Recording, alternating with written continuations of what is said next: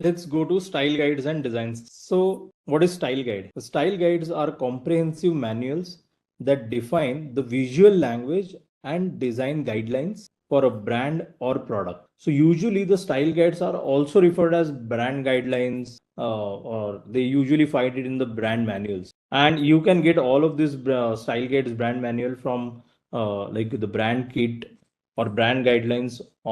They are online and lot of companies usually share that. Okay, so you can see from Apple, you can see from Google, Zomato, Uber.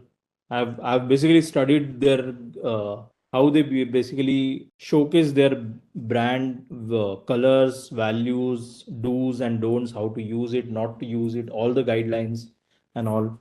Suggest you guys also refer whenever you get into any particular organization for, let's say, UI UX design, or for any particular, you should always read their brand guidelines. So from the brand guidelines, you will be better be able to know the brand, their voice, their thought process, and those you can actually use it for whatever the work that you would be doing. I usually say it for not only to the marketing or the design team, but also to the employees who are the general employees, let's say sales team. If they are communicating with the customers, okay, they need to know what are the brand guidelines, how they need to showcase their logos in their presentation. I've seen lot of sales and like general employees of the company using the logos and colors in a bizarre way. Like they will squeeze the logo, they will just try to adjust it somewhere in the corner or something on their presentation, and it looks really ugly and all of those things. Okay, so I usually suggest everyone to go through the brand guidelines whenever they are joining the company. I could do it because I was I was the like the design manager in a startup. So in startup, it has become easy to control all of this. But in bigger organization, given a chance, always advocate for this. They outline the rules and standard for various design elements such as typography, color scheme, spacing, imagery, and more. Okay, spacing usually between the logos and all of those, not between your the text size and all. Usually, you can add that as a, in the brand guidelines, but in the design kit, you usually find about the paragraph spacing and the content left and right margins and all those. But the style guide is specifically about your brand colors and all. So there is one like this, the thing that you see on the top is it is more you usually see in the brand guidelines. But not only this, I think there are it has to be highly comprehensive. If you say about the style guide, then yes, like these all these things will be in the style guide. And this is the basically the primary steps of creating any particular brand. Okay, once you have the style guide, then you can basically provide it to your UX designer, graphic designer, marketing, and everywhere in a way. So let's see the components of style guide. You will usually have the color palette. So color palette, again, you will define what is primary color, where to use it, how to use it, where not to use it, and all of those things. Secondary colors, accent color, all of those things. Like your documentation has to be thorough. We'll see some of the documentation in the from the famous companies. We'll see the material design guidelines we are going to see. So we'll analyze their style guides. Typography rules, the font families that to use, when to use, for what styles to use, like for heading, which one will you use, for subheading, for titles, subtitles, body text, captions, and all of those things has to be part of your style guide. Layout and grid. Usually, this style guide is getting extended when the brand guidelines get extended to the UX UI designer usually add these things as well. The layout and grid, not only for the website but for the email that you would send. For those also, you would set the grid. Those also layout and grids we usually put it in the style guide, so that whenever the new designer joins, he does not have to start from scratch. He can, these are the things that are ready to start their design so that it looks cohesive. Logo usage, again, here is the Spotify, is the screenshot from the Spotify brand guidelines. So you can see the spacing and all they have mentioned. Okay, so this is how they have to use everywhere in a way, whether it be any particular banner, whether it be billboard, or anywhere. Okay, this is the rules that is set by the, like the designer of the style guide. Okay, minimum spacing, how to use it basically, how not to use it, like the misuse, all those cases you should.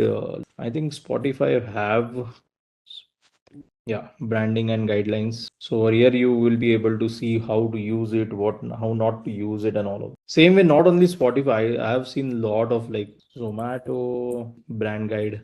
So you'll see a PDF itself. Like this is how the brand guidelines are gets written in a way. Okay, what fonts to use, how to use it, and whenever you'll see their communication, you will always see, okay, they had mentioned this in their brand. Okay, this Zomato one was very small, as in usually people do very comprehensive brand guidelines. Like these are some of the guidelines I have basically have seen earlier in a way. Okay, so they have various types of services they have, right? So for all those services, different languages. Like I have seen the Amazon was very comprehensive, right? Because Amazon have lot of product from Prime, from solutions, and there are a lot of services. So their brand guidelines are very comprehensive, and like the worldwide team usually controls it very, like they have a good control on their brand guidelines. So they always you check, they always document everything, how to use it and all for,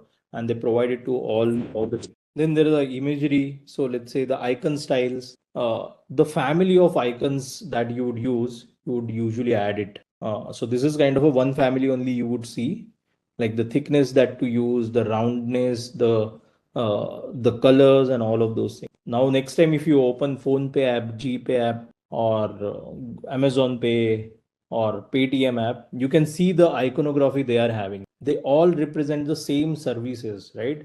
You can send money in Google Pay, also in Amazon Pay, Phone Pay, Beam, everywhere, right? But the icon that they show basically tells a lot about their styling and their persona. Even their brand color usually they use in their iconography, and there are various types of iconography as well, like the one that is used for the categories, the one that is used for the navigations, and all of those family you usually add it in your style guide. Interaction pattern, usually this interaction pattern are part of the design kit, not the style guide, but in this PPT they have added it. Or so some of the companies usually add this thing in their style guides, but otherwise usually you see these things in their design kits. Okay, so buttons, navigation, forms. इसको style guide में क्यों डालना है यार button तो. Yeah, sometimes the marketing team also requires the button styles and all of those things. So maybe yeah, the style guides becomes part of those things.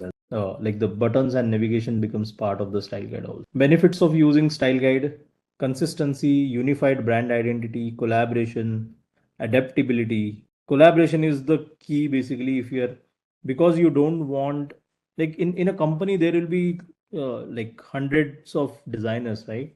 And they cannot design what they want like on a random basis. So when you have a strong style guide and design kit, it's like the every screen becomes synergic, every marketing outlet becomes synergic with what their user perceive on their day-to-day basis. Like if you see the example of Swiggy, the way their app looks, the way their communication outside, like the marketing communication, advertising communication, looks very cohesive, right? It is because of the style guide and brand guidelines. So it's good for collaboration, adaptability, efficiency. You can start, you don't have to start from scratch, right? You can just take out from your style guide the brand guidelines, and you can start with the design. Onboarding, brand equity. Like brand equity is like the way brand uh, get perceived by users. Like there is a value in it, there's a equity in it. Error reduction, effective marketing, and recognition. Recognition is again, whenever you see whenever you see maybe like whenever you see any particular element of the particular brand getting used anywhere, you can your mind basically quickly recognize which kind of a brand it would be. So there is the recognition, all the colors and all of those things plays a big role in the recognition. We'll just see this design system also.